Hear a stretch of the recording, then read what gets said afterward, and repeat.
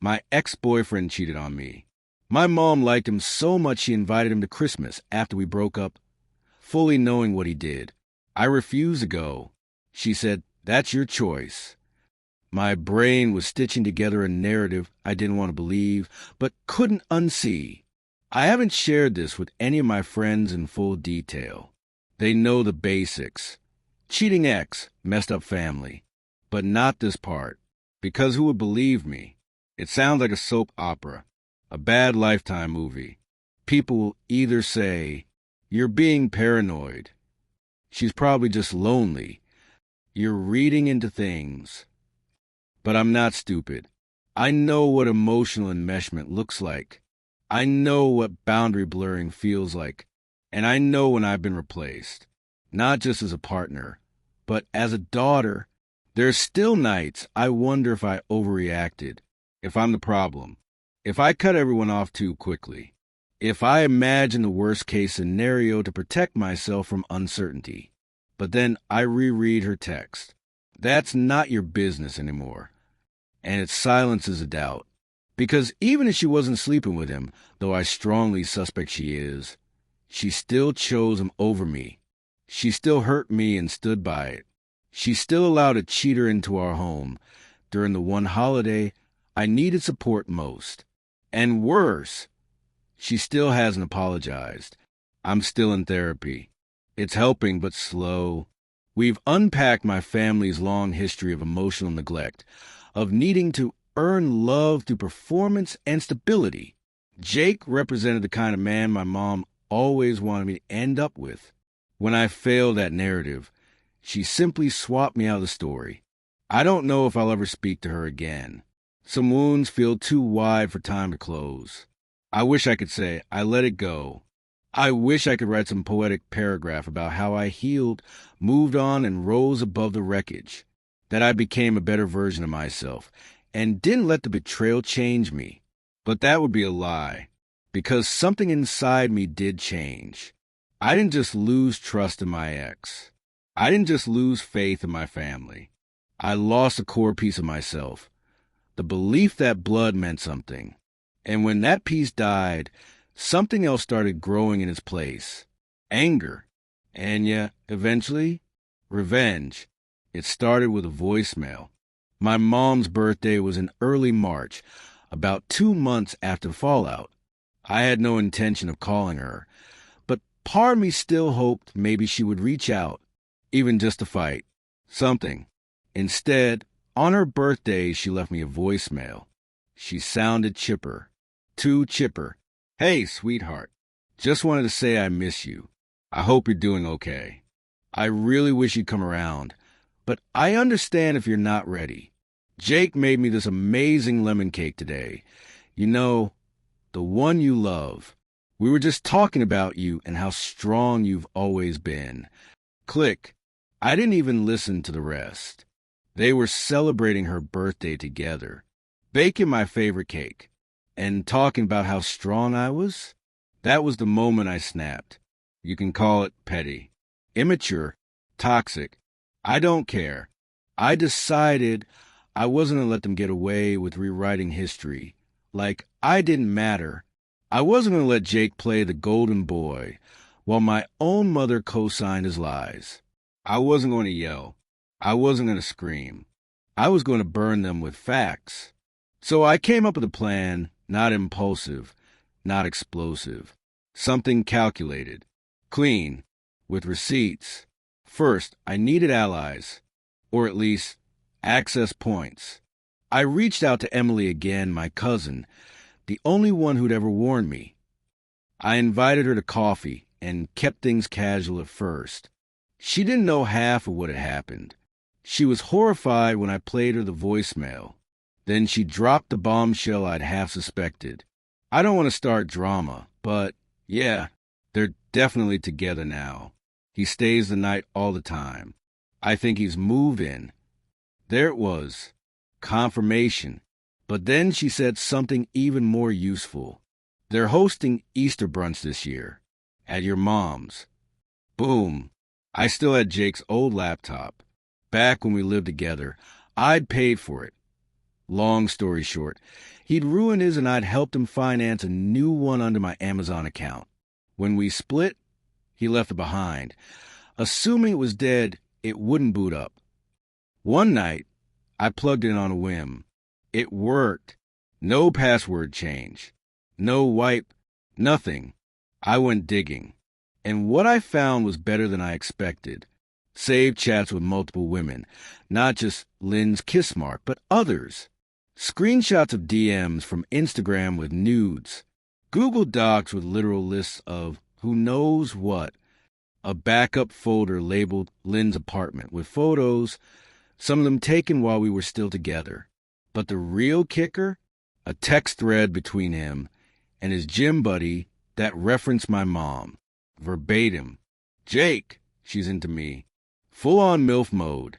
Playing it slow, though, could be useful. Useful, like she was a pawn.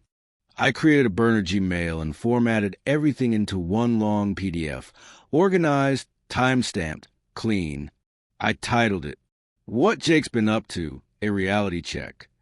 I sent it to my mom, my brother, my cousins, including Emily, two of my mom's closest friends, my aunt and uncle, and, just for fun, Jake's current gym manager, whose email I found on their website. No message, no caption, just a file. Within hours, my phone started lighting up. Missed calls, voicemails, panic texts from unknown numbers. I didn't respond to any of them, not until Emily called. Emily's voice was shaking. Holy SHD asterisk, my name, you nuked them. She said my mom collapsed in her chair while reading the file. Just sat there in stunned silence. Apparently, she hadn't known about any of the other women. She believed Jake had made one mistake. Not that he was a serial cheater with backup girlfriends like browser tabs. Jake tried to deny it at first, said the screenshots were doctored. My mom demanded to see his phone. He refused, left her house within the hour. She hasn't seen him since. That night, I got a message from my mom. I don't even know who you are anymore. I stared at the screen. Laughed, actually. Not, I'm sorry. Not, you were right. Just a deflection. A way to avoid the real issue, that she had let a man like Jake destroy our relationship, and I finally held a mirror to her face. I didn't respond. Not then. The family's been divided ever since. Half of them, most of my mom's side, are furious at me, not Jake.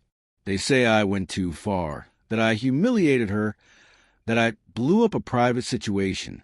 The other half, a quieter group, has been reaching out slowly. A few cousins messaged me separately to say they were sorry for not speaking up earlier. My aunt even invited me to brunch last month. No strings attached. I still haven't spoken to my mom. She sent me a letter, a real one, a few weeks later. A long, rambling thing about feeling used, how she only wanted peace in the family, and how she still thinks Jake loved you once. She never apologized for Christmas. Never apologized for choosing him. Never admitted she was wrong. So I folded the letter, put it in a drawer, and left it there. Here's the thing. Revenge didn't fix anything. It didn't bring closure. It didn't make me feel invincible. It didn't patch the hole my mom left when she chose a man over me. But it did something else. It validated my reality. It proved to them and to myself that I wasn't crazy, that I wasn't overreacting, that I wasn't the emotional daughter who couldn't handle life. I handled it, just not the way they wanted me to. Update. You'd think after nuking your ex and estranged mother with a digital dossier of infidelity receipts, you'd feel empowered, maybe even a little victorious. But the truth, after the adrenaline wore off, I just felt empty. There's a quiet that follows chaos. Not peace, not clarity, just silence. The kind that makes you question if you went too far, even when you know you didn't. The Jake situation imploded fast. He left my mom's house and didn't come back. From what I gathered through Emily, he didn't try to fight back, didn't even apologize to my mom. Just ghosted. Classic. She's been alone ever since. She's too proud to admit it, but her friends dropped off one by one. Turns out, when your social image is built on appearances, being publicly humiliated for dating your daughter's ex isn't a great look. She lost a lot more than just him. She lost her credibility. And me? I lost any lingering desire to salvage our relationship. A month after the incident, she sent one last letter. It wasn't dramatic. No manipulative guilt trips. Just tired. Here's an excerpt. I thought I was doing the right thing by holding things together. I thought keeping Jake around would make it easier for you to come back. I didn't know he was playing both of us. Or maybe I didn't want to know. You made sure I couldn't ignore it anymore. And maybe that's what I deserved. I still love you, even if I don't know how to show it anymore. It wasn't the apology I wanted, but it was the closest I'd ever get. I didn't reply. After everything came crashing down, I threw myself harder into therapy. Not because I wanted to fix my family. I knew better than to try that again. But because I needed to fix me. The parts of me that had been trained in normalized dysfunction, to forgive betrayal before it was even finished happening. I started naming things. Emotional enmeshment, conditional love, parentification, survival response. I learned how I'd spent years trying to manage my mom's emotions, keeping the peace, shrinking myself to fit her narrative. Jake wasn't the start of the problem. He was just the one who finally shattered the illusion. A few months after everything, I met with Emily again, this time, not just for intel or backup. She told me something I didn't expect to hear. You scared a lot of us, not because of what you did, but because you were the first one to finally say it, that the family wasn't okay. Apparently, I wasn't the only one who felt like our family operated on image and suppression. I was just the first one to light a match and walk away while the curtain burned. That conversation helped me breathe a little easier. I wasn't alone. I wasn't crazy. Just the first domino. I started building new rituals. I hosted a Friendsgiving that fall with coworkers and a few friends I used to keep at arm's length. We stayed up until 2 a.m. laughing about nothing.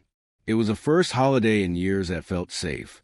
I adopted a second dog, a grumpy rescue pit bull named Moose who refuses to share toys but will curl up like a baby in your lap when it storms.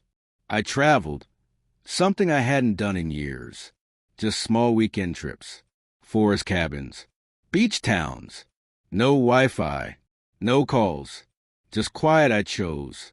Because the universe has a messed up sense of humor, I did eventually run into Jake. It was almost a year later. I was at a hardware store with a friend helping her pick out paint samples. There he was, scruffier, thinner, holding a cart full of supplies and a woman I didn't recognize on his arm. He saw me, froze. I stared back, and then I smiled, not smug, but peaceful, like seeing an obituary in the paper and realizing you feel nothing. I turned back to the paint chips. Never said a word. People ask that sometimes. Not directly, but they hint around it. Do you think you'll ever talk to her again? But she's your mom, right? People make mistakes. I get it. Most people have a version of family. They're not ready to question. Do I miss her? Yes. And no. I miss the idea of her. The version of her that would have defended me. The mother I thought I had. The one who would have slammed the door in Jake's face the moment she found out what he did. But that version never existed. And grieving that took longer than grieving the actual person. This is something I wish people understood. Going no contact doesn't mean I hate her. It means I love myself more than the cycle she kept me trapped in. It means I'm done asking for love in a language she refuses to speak. Last Christmas, Emily invited me again. She promised Jake was out of the picture, that my mom wouldn't be there, that the family had shifted. I politely declined. Instead, I spent at home, tree lit, dogs in Christmas sweaters, cinnamon rolls in the oven, and my 2 closest friends in fuzzy socks watching bad holiday movies. It was quiet. It was mine. And for the first time in years, It didn't feel like I was missing something. It felt like I'd finally stopped bleeding.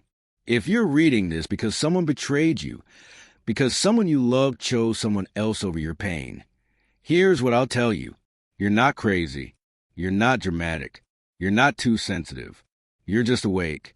The moment you stop bending yourself in half to make other people comfortable, they'll call it revenge, rebellion, even cruelty. But it's not. It's liberation.